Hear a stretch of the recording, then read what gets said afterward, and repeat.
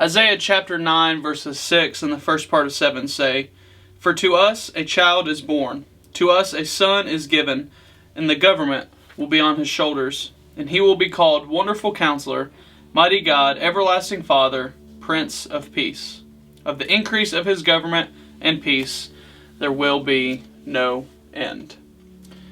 And during his time on earth, Jesus brought and restored peace everywhere he went, from calming storms to healing the sick to restoring the sight of the blind, even raising the dead to life and forgiving sinners of their sins. And as we just read, Isaiah prophetically calls the coming Messiah the Prince of Peace. He describes him as a Prince of Peace. And in Luke, when the angels announce the birth of Jesus, they declare that on earth, peace to those on whom his favor rests. And we have this immediate image of Jesus, the coming Messiah, as this Prince of Peace. See, Jesus came to restore peace, and not just the peace that we equate with calmness or a lack of war or lack of fighting, but this peace that brings a life and life to the fullest. And the first coming of Jesus, as we have seen it recorded in Scripture, the first coming of Jesus began the process of healing between us and God. It restored the relationship between us and God due to his death and his resurrection. And the second coming of Jesus will restore us to the way we were intended to be at the beginning of creation, before sin entered into the world.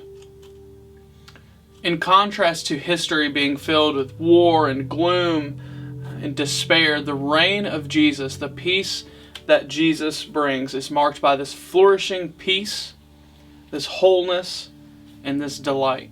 It's just a so much better description of what kind of world we want. Not gloom, not despair, not war, but a flourishing peace. And Jesus' rule will bring restoration to individuals and into societies when he brings worldwide peace through his future kingdom on the new earth. And not just in the future kingdom, but even in the here and now. The life of Jesus, the life that he came and he lived as a human, it begins here and now. He brought us peace that we can have, this abounding peace, this peace that is beyond all understanding. This peace, it brings a peace of mind and heart that allows us to trust in God the Father, and not trying to gain his favor by our works, but trusting that our favor has already been given to us through the peace of Jesus and the restoration that only he can bring.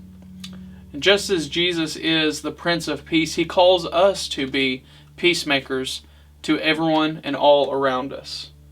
This world brings stress, it brings worry, it brings anxieties. But Jesus, on even the night of his death, he tells his disciples that he brings a peace, not that the world gives, but that only he can give.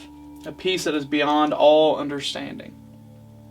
So our challenge to you today is to spend time with Jesus. The Christmas season and this time of year seems to bring on some new and different stressors and anxieties.